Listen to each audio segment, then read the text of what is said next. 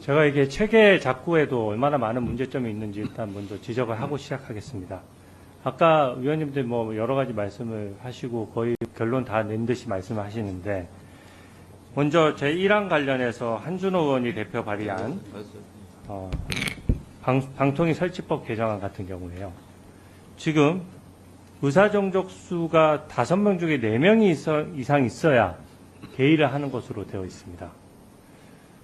대한민국 다른 법률에서 많은 위원회가 있지만 이렇게 의사정족수 회의 자체를 개최하는데 이렇게 많은 정족수를 요구하는 예가 있습니까? 예를 들어 법사위 지금 우리가 위원회 회의를 하지 않습니까? 여기서 그러면은 5분의 4가 찬성해야 회의를 열 수 있다고 하면은 회의가 열릴 수 있겠습니까? 이거는 소수한테 비토권을 주는 거기 때문에 기본 체계에 맞지 않고요. 예를 들어 보겠습니다. 국가인권위원회 11명으로 구성되어 있는데 제적위원 과반수 찬성으로 의결한다는 것만 되어 있지 기본적으로 다른 규정 없습니다. 공정거래위원회 9명으로 되어 있지만 제적위원 과반수 찬성으로 의결하도록 되어 있습니다. 금융위원회 9명 역시 마찬가지로 제적위원 과반수 출석과 과반수 찬성으로 의결하게 되어 있고요. 개인정보보호위원회와 또 국민권익위원회도 마찬가지로 되어 있습니다. 근데 이게 규정체계랑 맞는지 여부를 대충 여기서 그냥 몇 마디 5분씩 얘기 돌아가면서 하고 답 정해놓고 하는 게 말이 되겠습니까? 이거는 방통위법 같은 경우에 기본적으로는 여당이 3명, 야당이 2명의 위원으로 구성하도록 애초에 설계가 되어 있습니다. 그럼 왜 그렇게 했느냐?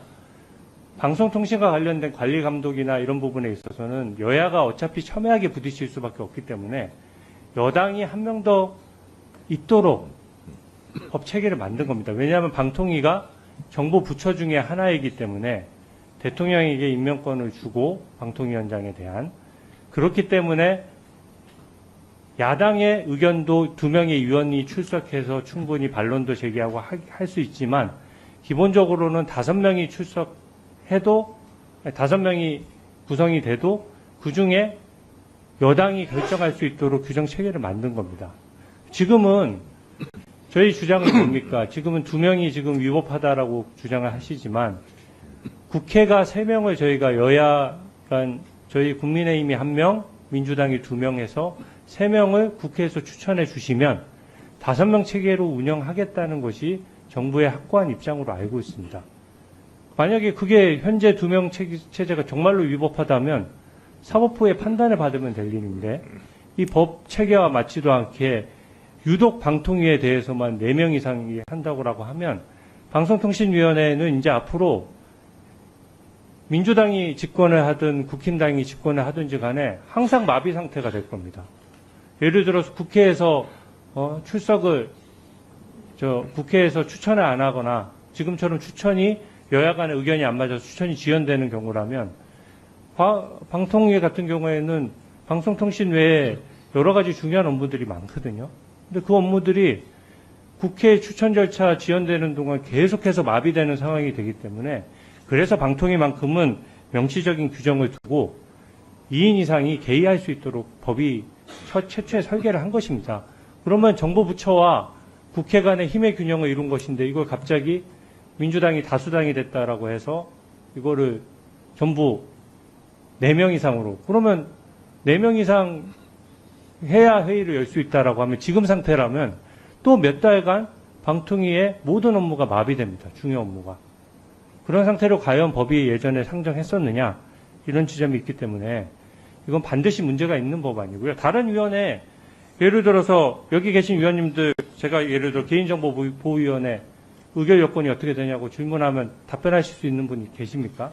이게 다른 위원회랑 규정 체계가 맞아야 되기 때문에 기본적으로 그 규정 체계에 맞도록 우리가 다 심사숙고하고 다 조사를 해와서 국민들 앞에서 여기서 토의를 함으로써 이 법안의 적절성 여부를 판단해야 된다고 생각합니다. 방송통신 3법도 마찬가지 이슈가 있지만 제가 지금 시간 관계상 일단 제 의사결정 1안에 대해서만 우선 말씀을 드립니다. 이건 분명히 문제가 있는 법안이어서 추가로 논의를 해야 됩니다. 박현택 의원님, 의사진행 발언이 아니고 토론입니까? 네, 토론해 주시기 바랍니다. 이 사태가 잠깐만요. 여기 토론은 박균택 의원님 하시고 종결하도록 하겠습니다. 발언하세요. 예, 말씀드리겠습니다. 우리 추진우 의원님 말씀 잘 들었습니다.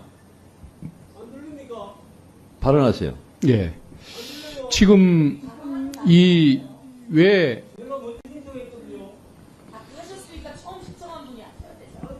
다른 의원의 발언 시간에 끼어들기 하기 마시고요. 발언하세요. 예. 왜 이 입법이 이루어졌는지, 추진되는지 우리 의원님도 아마 이해하실 겁니다. 왜 5명 중에 2명을 가지고 대통령이 운영을 하고 있느냐. 자기 입맛에 맞는 2명으로 끝까지 운영을 하면서 방송을 장악하겠다는 의도를 드러내기 때문에 그러는 거 아닙니까? 왜 국회가 작년 11월 달에 추천하는 의원을 아직까지 임명을 안 하고 있을까요? 그 의도가 뭔지 그것부터 한번 생각해야겠죠. 분명히 방통위법 시행령에 의하면 한 달 안에 결혼을 메꾸도록 임명을 하도록 법령이 규정을 하고 있습니다. 그것을 실행하지 않고 있는 분이 대통령 아닙니까? 그런 문제를 해소하기 위해서 이 입법이 이루어지는 겁니다. 그래서 저는 오히려 이 입법 과정에서 이걸 임명하지 않는 대통령을 처벌을 하거나 한 달 안에 임명을 하지 않으면 임명이 된 것으로 본다는 간주 규정까지 뒀어야 함에도 불구하고 이렇게까지 온화한 법률을 만든 것에 대해서 저는 오히려 불만인 사람입니다. 그럼에도 불구하고 원만하게 그리고 합리적으로 가자는 취지로 이 법을 만들었다고 인정을 하기 때문에 그 이의를 제기를 안 하고 있는 것인데 왜 5명 중에 2명으로 자기 편으로만 운영하려고 마음을 먹고 있는 정부를 탓하기 전에 이 입법 자체를 비판하는 것, 이것은 타당치 않다고 보거든요. 그래서 저는 이 법은 너무도 과도하게 온화하고 합리적으로 만들어졌다.